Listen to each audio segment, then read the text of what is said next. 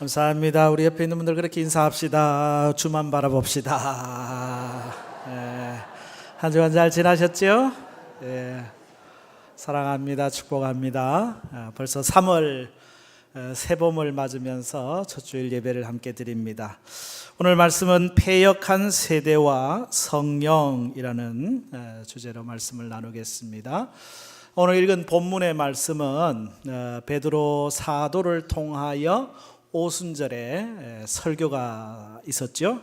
예수님이 우리의 주가 되시고 그리스도가 되신다고 하는 이 말씀을 들은 많은 사람들이 예수님을 주로 고백하고 변화되는, 그래 오늘 세례받은 숫자가 그날만 3,000명이었대요. 별로 놀라지도 않으시죠? 3,000명이 이렇게 다 주께로 돌아오는 놀라운 부흥의 역사가 오늘 본문에 기록이 되어 있습니다. 성령의 사역이 얼마나 큰 열매를 맺는지 보여주는 거죠. 성령을 통하여 사역하지 않으면 힘만 들고 열매가 없습니다. 성령께서 역사하실 때 거기에 기적이 일어나고 변화가 일어나고 놀라운 열매가 있거든요. 여러분이 하는 모든 일들에 성령의 도우심이 있기를 축복합니다. 12살 아들이 아버지한테 물어요. 아빠, 성령님 보이지도 않는데 어떻게 믿어요? 아빠가 이 아들을 데리고 보여줄게 하고 손을 잡고 갑니다. 아빠가 일하는 일터가 전기를 만들어내는 발전소예요. 여기 발전소에 와가지고 여기는 전기를 만들어내는 기계란다. 여기에서 전기가 만들어져서 저 전선을 타고 전기가 가지. 그리고 그 전기가 흘러서 전등불을 밝히고 또 방을 따뜻하게 하고 냉장고를 돌리고 그 모든 일들을 하게 되는 거야.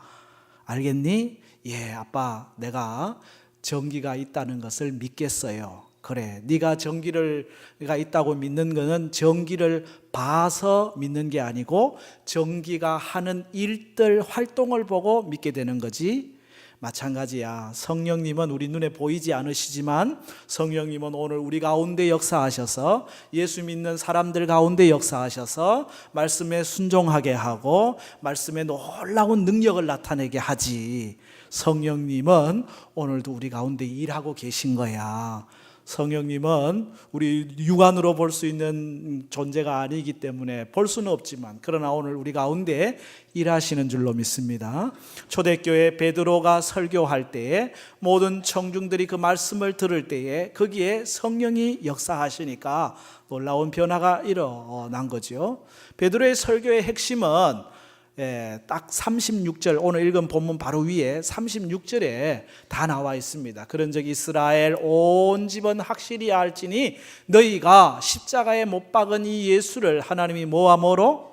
주와 그리스도가 되게 하셨다. 예수님은 우리의 그리스도 구원자이실 뿐만 아니라 우리의 Lord, 주님, 주인이 되신다고 하는 예수님이 누구시냐? 예수님은 우리를 죄 가운데서 건지시고 우리를 영적으로 살리신 주와 그리스도라고 하는, 이게 베드로 설교의 핵심입니다. 그런데 그 예수를 어떻게 소개하고 있느냐라고 할 때 우리가 눈여겨볼 것이 뭐냐면 너희가 십자가에 못 박은 이 예수, 너희가 십자가에 못 박은 이 예수라고 그 모인 많은 청중들 앞에서 이야기를 하고 있거든요.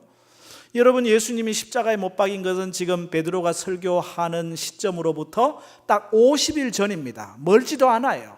50일 전에 예수님이 십자가에 못 박일 때 못 박은 사람들은 로마 군병인데, 예수님을 십자가에 못 박도록 내준 사람은 빌라도인데, 예수님을 고발했던 사람들은 대제사장 가야바와 여러 종교 지도자들, 거기에 예수님의 제자 가룟 유다가 같이 있었고, 조금 더 확대하면은 거기에서 예수를 십자가에 못 박으소서라고 소리친 사람 정도까지는 이해가 되겠는데 사실 거기에 모인 사람들은 오순절을 맞아가지고 세계 각지에서 오순절 절기를 지키기 위해 온 사람들이거든요.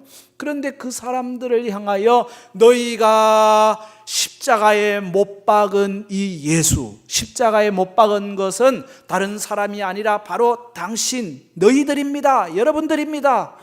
라고 지금 설교를 하고 있는 거잖아요. 거기에 일반적인 반응 같았으면 베드로 선생 그런 말씀하지 마시오. 우리가 언제 예수를 못 박았어? 못 박은 사람은 우리가 아니고 저기 로마 군병들이고 필라도고 지도자들이지 우리는 그런 적이 없어 라고 이야기할 수 있는데 그 설교 가운데 말씀을 듣던 사람들의 공통 반응은 그래 맞아, 우리가 예수님을 십자가에 못 박도록 내놓았지. 예수님이 십자가에 못 박아 죽게 된 이유는 우리의 죄 때문이지 라고 하는 예수님의 십자가 죽으심이 다른 누구 때문이 아니라 바로 나 때문이고 우리 때문이라고 하는 그 고백을 하게 됐다는 거예요. 여러분, 이게 신앙의 출발이거든요.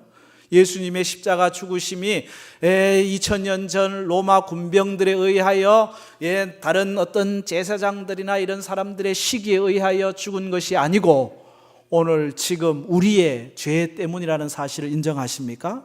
이게 구원의 시작이고 이게 믿음의 시작이에요. 예수님의 죽으심은 다른 어떤 이유가 아니고 우리를 죄 가운데서 건지시기 위한 하나님의 사랑의 확증이었다는 거죠. 우리가 아직 죄인 되었을 때에 그리스도께서 우리를 위하여 죽으심으로 우리에 대한 자기의 사랑을 확증하신 거거든요. 여기에 많은 사람들이 예수님이 너희가 십자가를 못 박았다라고 할 때 그렇습니다, 우리가 예수님을 십자가에 못 박았습니다 하면서 어찌할꼬 마음에 찔려 탄식하는 소리를 내게 되는 거죠.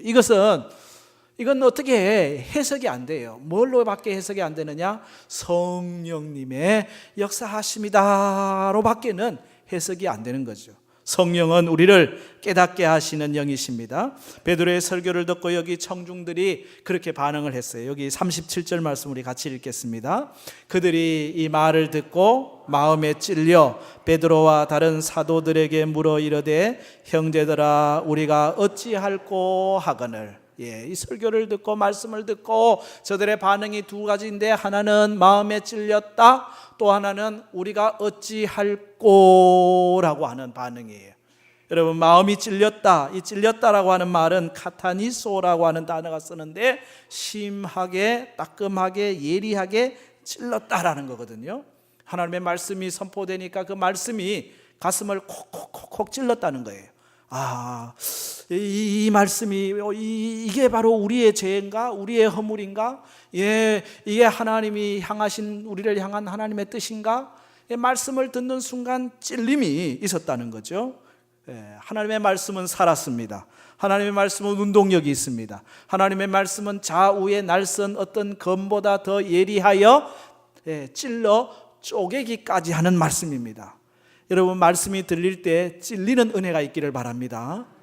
그게 은혜예요. 말씀을 들었는데 그냥 무덤덤한 것보다 하나님의 말씀이 칼처럼 내게 들어와서 그 말씀이 나를 한번 흔들어 놓는 역사, 찔림은 이건 성령의 역사입니다. 여러분 안에 오늘도 말씀을 들을 때, 말씀을 읽을 때 기도의 자리에서 하나님께서 찔러주시는 은혜를 경험하기를 축복합니다. 하나님, 따라합시다. 찌르기보다 찔리는 은혜를 주옵소서. 남들 찌르는 건 잘하지, 찌르지 말고 찔리시기를 바랍니다. 그게 은혜예요. 오늘 여기 다 마음이 찔려 어찌할꼬 이게 축복의 전조고 이게 구원의 전조예요. 찔림이 있으면 좋은 거예요. 무감각하면 감동도 없고 찔림도 없고 거기에는 변화가 없잖아요. 하나님 말씀을 들을 때, 말씀을 읽을 때, 또 기도할 때 하나님이 우리의 마음을 성령으로 감동시키셔가지고 말씀 앞에 우리가 제대로 살지 못했구나, 하나님의 뜻 가운데 온전히 서지 못했구나, 하나님 말씀 앞에 순종하지 못했구나, 그냥 읽는 게 아니고 그 말씀을 내 말씀으로 찔림의 은총, 그게 얼마나 중요한지 몰라요. 여기 놀라운 찔림의 은총이 일어나니까 입에서 터져나오는 말이 어찌할꼬 가슴을 치면서 통회하면서 어떻게 해야 되겠습니까 하나님 하고 온통 회개의 역사가 일어나게 되는 거잖아요. 여러분, 이런 역사를 통해 가지고 그날에 3,000명이 회개하고 세례를 받았다는 거예요. 오늘날도 이런 역사가 일어날까? 오늘도 하나님이 일하시면 이 역사가 일어날 줄로 믿습니다. 제가 볼 때는 여기에 세 가지가 착 맞았던 것 같아요. 이게 스파크, 불꽃이 튀려면요, 이게 맞아 떨어져야 되잖아요, 그죠? 하나님의 놀라운 성령의 감동하심이 내려옵니다. 거기에 성령 충만한 베드로 설교자의 설교가 선포됩니다. 그리고 그 말씀을 받으려는 사람들이 길을 쫑긋 세우고 하나님의 말씀을 받으려고 하는 역사가 일어납니다. 이것이 딱 맞아 떨어지니까 변화가 일어나는 거거든요. 설교자의 성령 충만함이 중요합니다. 하나님께서 오늘도 우리 가운데 성령으로 역사하시는 게 소중합니다. 말씀을 받는 여러분이 열린 마음으로 말씀을 받는 것도 대단히 소중한 거예요.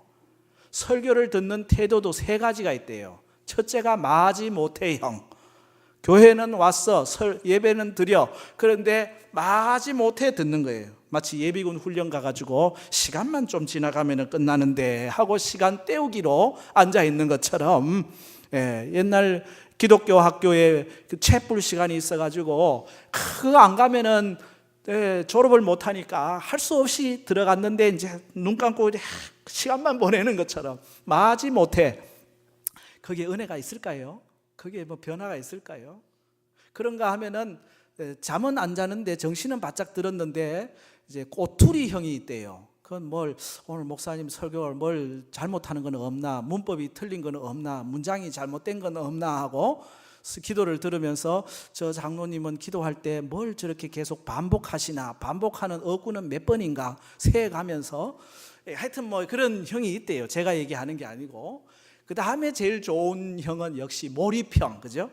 말씀을 참 깊이 그 말씀 속에 같이 들어가는 거예요. 그 말씀과 함께 성령의 운행하심을 따라 내 마음을 열고 생각을 열고 따라가는 거예요.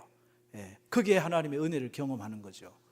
여러분, 야구에서 투수가 공을 던질 때 포수가 공을 받잖아요. 별로 야구를 안 좋아하시니 잘 모르시는가 보다. 공을 던지는 사람이 투수예요. 받는 사람이 포수예요. 근데 포수가 이렇게 사인을 넣거든요. 오른쪽으로 던지라, 왼쪽으로 던져라, 높이 던져라, 가운데로 던져라, 막 이렇게. 그 사인을 넣는 대로 다 던지면 뭐 최고의 투수죠. 근데 투수가 던지다 보면은 포수가 원하는 대로만 던지는 게 아니에요. 어떠다 보면은 막 높이 막 솟구쳐 가기도 하고요. 어떤 때는 땅에 퍽 치고 먼지를 일으키면서 날아오기도 하고요. 그때 포수가 아이고 내 마음에 안 드는 공이 온다 하고 안 받으면 안 돼요. 높이 오면 일어서서 받고, 그다음에 땅볼로 오면은 막 온몸으로 그냥 막으면서 받는 거거든요. 그게 포수의 역할이에요. 여러분, 오늘 설교가 여러분한테 정확하게 가면 제일 좋은데 약간 삐딱하게 갈 수도 있습니다. 땅볼로 막 치면서 올 수도 있습니다. 잘 받으시기 바랍니다. 잘 받으면 그 말씀은 하나님의 말씀이니까, 생명의 말씀이니까 말씀이 우리 안에 역사하는 거예요. 이 말씀의 역사는 설교자 중요합니다. 그리고 받는 말씀을 받는 사람 소중하죠. 시편 119편 18절에 있는 것처럼 내 눈을 열어 주의 율법에서 놀라운 것을 보게 하소서. 내 눈이 열려야 돼요. 내 마음의 눈이 열려야 돼요. 예수님께서도 길가 같은 밭, 돌짝 같은 밭, 가시덤불 같은 밭이 있는데 거기에 떨어진 씨앗들은 제대로 열매를 못 맺는데 옥토에 떨어진 씨앗은 30배, 60배, 100배의 결실을 맺는다고 하잖아요. 여러분의 마음밭이 돌짝이 걷어지고 가시덤불이 걷어지고 길가가 기경이 된 옥토가 되기를 축복합니다. 거기에 떨어진 말씀의 씨앗은 잘 뿌리 내려 열매 있게 되는 것입니다. 놀라운 변화의 역사를 경험하게 되는 거거든요. 여기 회중들이 말씀을 받고 선포되고, 그런데 제일 중요한 게 여기 성령의 운행하심이 없으면 안 되는 거예요, 그죠? 하나님의 성령께서 역사하시니까 이 말씀이 찔림이 되고 삶의 변화를 일으키는 힘이 되는 것입니다. 여러분이 예수를 그리스도로 주로 고백하게 된 지난 날을 돌아보세요. 여러분의 의지로 된 것입니까? 여러분의 노력으로 된 것입니까? 여러분, 우리의 의지와 노력으로 예수를 주로 고백할 수가 없어요. 전적인 성령의 도우심입니다. 고린도전서 12장에 있는 것처럼 누구든지 성령으로 아니하고는 예수를 주시라 할 자가 없느니라. 성령이 우리 안에 역사하시니까 우리가 예수를 주로 고백하게 되는 거죠.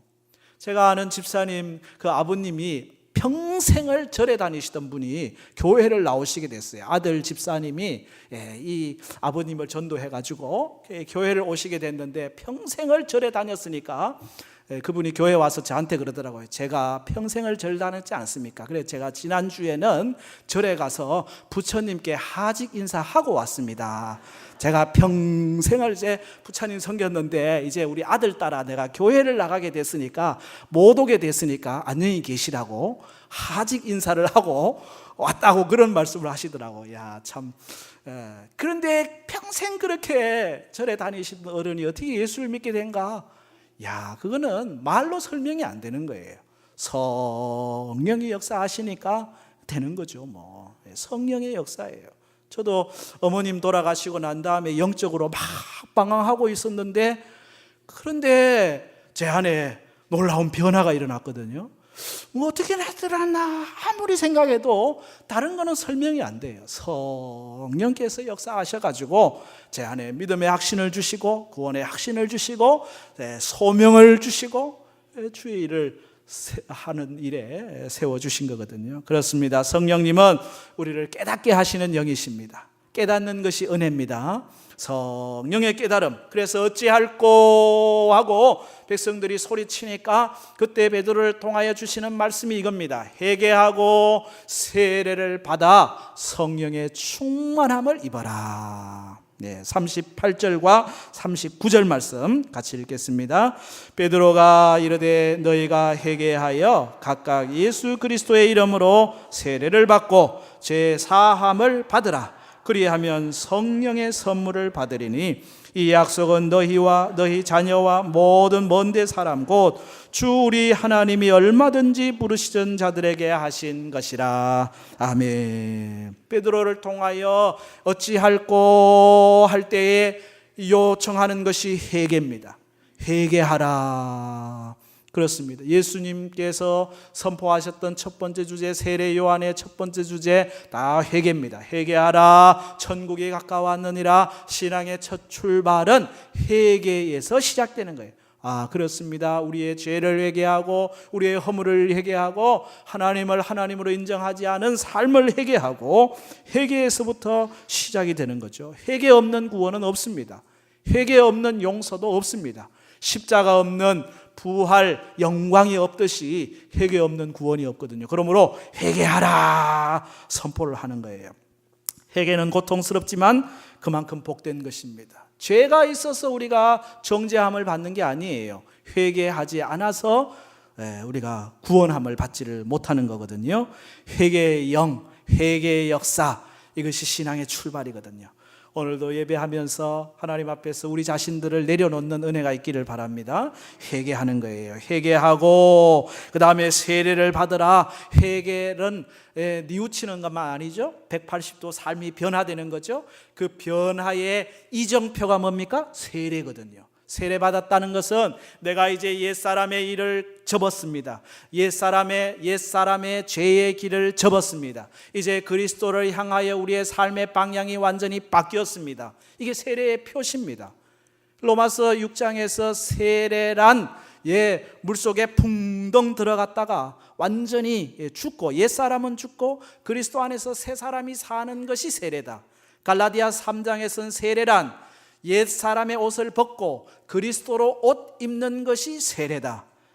로마서 9장에서는 세례란 옛 나무가 잘리고 예수로 접붙임된, 접붙이는 게 뭔지 아시죠? 얘까지는 딱 잘라내요. 그리고 세 가지를 딱 해가지고 오물려가지고 새 열매가 맺는 것, 그것이 세례입니다.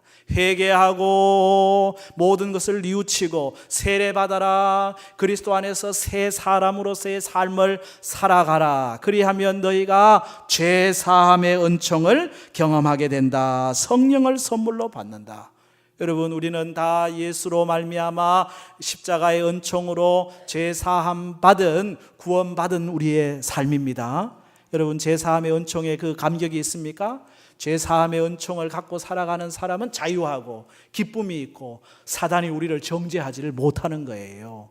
어느 목사님이 그래요. 마귀가 와서 네 이름이 뭐냐, 너에 대해서 소개해봐라. 그러면 내 이름은 뭐고 내 직업은 뭐고 어느 대학 나왔고, 그러면 마귀가 콧방귀를 끼면서 우리한테 계속 달라붙을 거래요.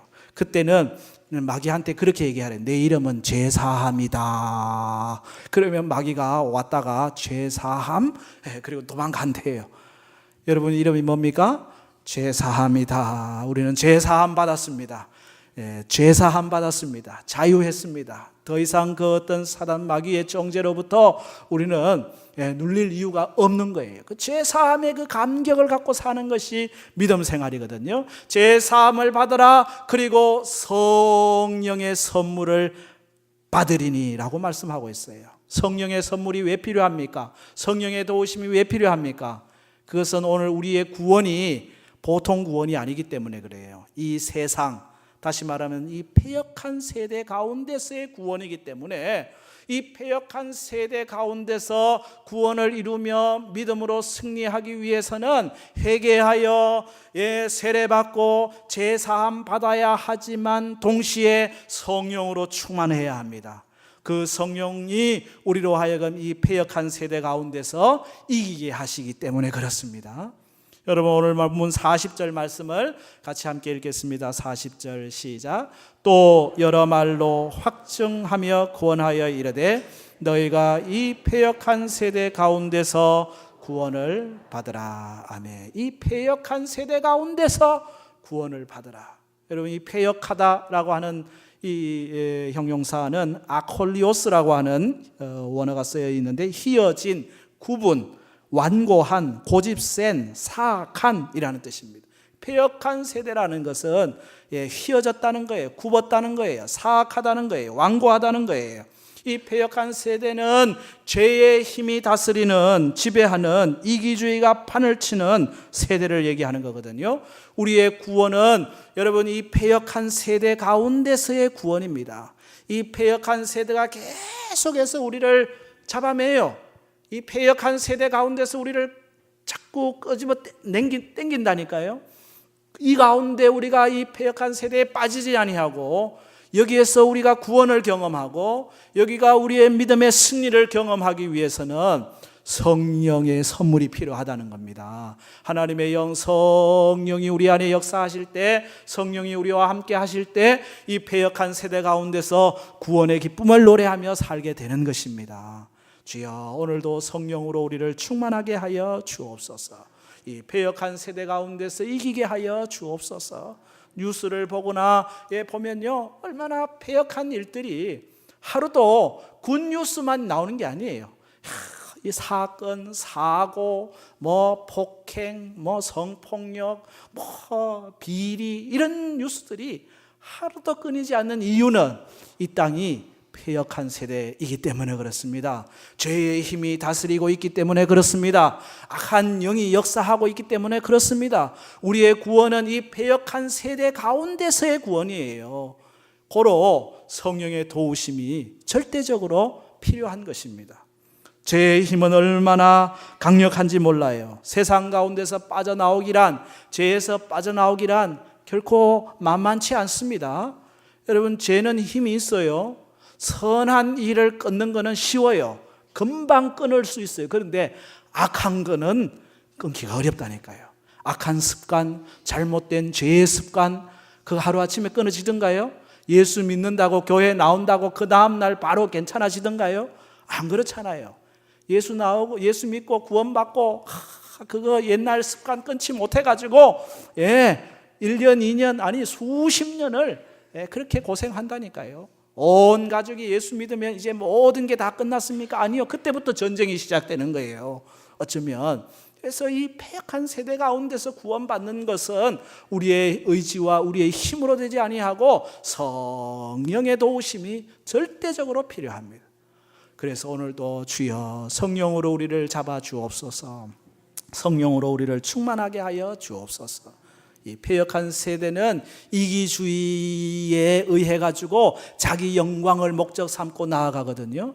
그러나 구원받은 성도의 삶은 이기주의가 아니라 그리스도의 사랑을 나누면서 자기 영광이 아니라 하나님의 영광을 위해 살아가거든요.